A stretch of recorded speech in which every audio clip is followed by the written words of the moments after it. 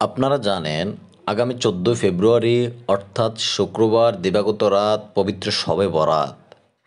কিন্তু আমরা অনেকেই জানি না এই রাতে কিভাবে নামাজ পড়তে হবে, এই রাতে নামাজের নিয়ত কি এবং কত রাকাত নামাজ পড়তে হবে।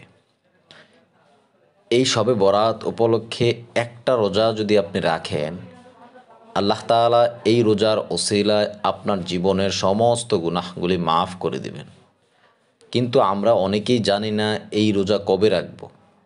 আজকে আমি এই ভিডিওতে এই সম্পূর্ণ আলোচনা করব এবং সকল কিছুর ফজিলত সম্পর্কে আপনাকে বলে দিব। আপনার কাছে আমার বিনীতভাবে অনুরোধ থাকবে 7 থেকে 8 মিনিট সময় আমি আপনার কাছ থেকে নেব। ভিডিওটা শেষ পর্যন্ত দেখে আমলগুলা এখান থেকে শিখে অবশ্যই আমল করবেন। এই রাত নিঃসন্দেহে অতি ফজিলতপূর্ণ রাত। শাবান মাসের একটি মর্যাদাপূর্ণ রাতের নাম হচ্ছে শবে বরাত। হজরত আবু বকর রাদিয়াল্লাহু তাআলা থেকে বর্ণিত, রাসূল সাল্লাল্লাহু আলাইহি ওয়াসাল্লাম বলেন, 14 শাবানের মাস দিবাগত রাতে মহান আল্লাহ তাআলা দুনিয়ার আসমানে অবতরণ করেন। সেই রাতে তিনি মুশরিক এবং অন্য ভাইয়ের প্রতি বিদ্বেষ পোষণকারী ব্যতীত সকলকে ক্ষমা করে দেন। মুসনাদে আহমাদের হাদিস। সুবহানাল্লাহ। সুতরাং নিশ্চয়ই আপনি বুঝতে পেরেছেন এই রাত কতটা ফজিলতপূর্ণ। শবে বরাতে নবীজির আমল সম্পর্কে হাদিসে এসেছে, হজরত আয়েশা রাদিয়াল্লাহু তাআলা বর্ণনা করেন, একবার রাসূল সাল্লাল্লাহু আলাইহি ওয়াসাল্লাম রাতে নামাজে দাঁড়ান এবং এত দীর্ঘ সেজদা করেন যে আমার ধারণা হলো তিনি হয়তো মৃত্যুবরণ করেছেন। আমি তখন উঠে তার বৃদ্ধাঙ্গুলি নাড়া দিলাম। তার বৃদ্ধাঙ্গুলি নড়ল। যখন তিনি সেজদা থেকে উঠলেন এবং নামাজ শেষ করলেন, তখন আমাকে লক্ষ্য করে বললেন, হে আয়েশা, তোমার কি এই আশঙ্কা হয়েছে যে আল্লাহর রাসূল তোমার হক নষ্ট করবেন? আমি উত্তরে বললাম, না হে আল্লাহর রাসূল, আপনার দীর্ঘ সেজদা দেখে আমার এই আশঙ্কা হয়েছিল আপনি মৃত্যুবরণ করেছেন কিনা। তখন নবী করিম সাল্লাল্লাহু আলাইহি ওয়াসাল্লাম জিজ্ঞেস করলেন, তুমি কি জানো এটা কোন রাত? আমি বললাম, আল্লাহ ও তার রাসূলই ভালো জানেন। রাসূল সাল্লাল্লাহু আলাইহি ওয়াসাল্লাম তখন বললেন, এটা হলো অর্ধ শাবানের রাত, অর্থাৎ শবে বরাত। আল্লাহ তাআলা অর্ধ শাবানের রাতে তার বান্দার প্রতি মনোযোগ দেন এবং ক্ষমা প্রার্থনাকারীদের ক্ষমা করেন এবং অনুগ্রহ প্রার্থনাকারীদের অনুগ্রহ করেন, আর বিদ্বেষ পোষণকারীদের তাদেরকে এই অবস্থাতেই ছেড়ে দেন। প্রিয় দিনী ভাই ও বোন, আমি এই হাদিসটা আপনাকে এই কারণে শোনালাম, শবে বরাতের পরিপূর্ণ ফজিলত সম্পর্কে অবহিত করার জন্য। এই শবে বরাতের রাতে আপনি কিভাবে নামাজের নিয়ত করবেন আমি সেটা আপনাকে বলে দিচ্ছি। এই রাতে বেশি বেশি নফল ইবাদতের কথা বলা হয়েছে, যেমন নফল নামাজ পড়া, কোরআন তেলাওয়াত করা, তাসবিহ তাহলিল পাঠ করা, বেশি বেশি জিকির করা, পিতামাতার জন্য দোয়া করা। নামাজের নিয়তটা কিভাবে করবেন একটু মনোযোগ সহকারে শোনেন।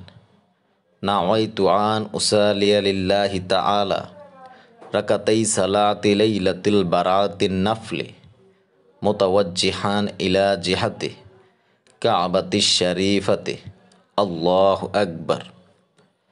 এইভাবে বলে নামাজ শুরু করবেন। কি কি আমল করা যায় এ রাতে আমি ছোট্ট করে আপনাকে একটু বলবো এবং ফজিলতও বলবো। প্রথমে আপনি এশার নামাজ পড়ে ভিতরের আগে 2 রাকাত তাহিয়াতুল ওজুর নামাজ দিয়ে শুরু করবেন। তাহিয়াতুল ওজুর নামাজ যদি পড়েন, প্রতি ফোঁটা পানির বদলে 700 নেকি লেখা হবে। সুবহানাল্লাহ। এই তাহিয়াতুল ওজুর নামাজ আপনি কিভাবে পড়বেন? নিয়ম হচ্ছে, প্রতি রাকাতে সূরা ফাতিহা অর্থাৎ আলহামদুলিল্লাহি রাব্বিল আলামিন এই সূরার সাথে একবার আয়াতুল কুরসি, 3 বার কুল হুয়াল্লাহ অর্থাৎ সূরা ইখলাস, এইভাবে হচ্ছে 2 রাকাত নামাজ পড়বেন, এটাকেই তাহিয়াতুল অজুর নামাজ বলে। 2 নম্বর আরেকটা আমল আমি আপনাকে বলি, আরেকটা নামাজের নিয়ম বলি। আগে ফজিলতটা শোনেন। যেই কোনো আমল করার আগে, দোয়া পড়ার আগে ফজিলতটা শোনার চেষ্টা করবেন, বোঝার চেষ্টা করবেন। এতে ওই দোয়াটা বা ওই আমলটার প্রতি আলাদা ভালোবাসা জন্মাবে, আপনার তৃপ্তি পাবেন। তার আগে আপনার কাছে বিনীতভাবে অনুরোধ থাকবে, এক বোন গত ভিডিওতে আমাদের কাছে দোয়া চেয়েছেন, তার স্বামী খুবই অসুস্থ। আল্লাহ তাআলা যেন তার স্বামীকে খুব তাড়াতাড়ি সুস্থ করে দেন, আমিন। আল্লাহ তাআলা যেন তার স্বামীকে নেক হায়াত দান করেন, আমিন। দয়া করে কমেন্ট বক্সে আমিন লিখে যাবেন, কেননা কার দোয়া কখন কবুল হয়ে যায় তা বলা যায় না। আপনি দ্বিতীয় নাম্বার যে আমলটা করবেন সেটার ফজিলত হচ্ছে আপনার রুজিতে বরকত হবে, দুঃখ কষ্ট হতে মুক্তি লাভ করতে পারবেন, গুনাহ হতে মাগফিরাতের বকশিশ পাওয়া যাবে। কি সেই আমলটা? 2 রাকাত নফল নামাজ পড়বেন। সেই প্রথম নামাজের মতো করেই। কিভাবে? সূরা ফাতিহা একবার, আয়াতুল কুরসি একবার, শুধুমাত্র এইখানে সূরা ইখলাসটা আপনি 15 বার পড়বেন।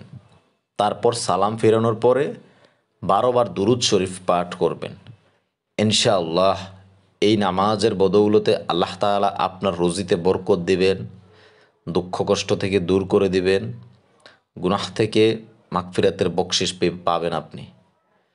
3 নাম্বার আরেকটা নামাজের নিয়ম বলবো, সেটা যদি আপনি করেন, আপনার যত কঠিনই দোয়া হোক না কেন, আপনি যদি আল্লাহ তাআলার কাছে 2 হাত তুলে দোয়া করেন, এই নামাজের পরে অবশ্যই আল্লাহ তাআলা দোয়া কবুল করে নেবেন। সেই নামাজটা হচ্ছে 14 রাকাত নামাজ। 2 রাকাত করে পড়বেন। সূরা ফাতিহার সঙ্গে যেই কোনো একটা আপনার ইচ্ছা মতো সূরা মিলিয়ে পড়বেন। 14 রাকাত নামাজ টানা পড়ে তারপর আল্লাহ তাআলার কাছে হাত তুলে দোয়া করবেন। যত কঠিনই হোক না কেন, আপনার যত দোয়া আছে সকল দোয়া আপনি করবেন। দেখেন, দোয়া যদি করেন 3টা জিনিস হয়। 1 নম্বরে যেইটার জন্য আপনি দোয়া করবেন সেটা কবুল হয়ে যায়। 2 নম্বরে হয়তো এই দোয়া আখিরাতের জন্য কবুল হয়ে যাবে। 3 নম্বরে না হয় আপনার বালা মুসিবত কেটে যাবে। আর আপনি যদি দোয়া না করেন তাহলে আপনার কোনো কিছুই কবুল হবে না। আল্লাহ তাআলার কাছে যদি আপনি দোয়া করেন, আল্লাহ তাআলা খুশি হন। মানুষের কাছে কিছু চাইলে মানুষ খুশি হন না, মানুষ রাগ করেন, কিন্তু আল্লাহ তাআলার কাছে যদি আপনি না চান, আল্লাহ তাআলা তার জন্য রাগ করেন। সুতরাং এই সুযোগ যেহেতু আপনার কাছে আছে, অবশ্যই আপনি বেশি বেশি দোয়া করার চেষ্টা করবেন। বিশেষ করে এই রাতে বেশি বেশি দোয়া করার চেষ্টা করবেন।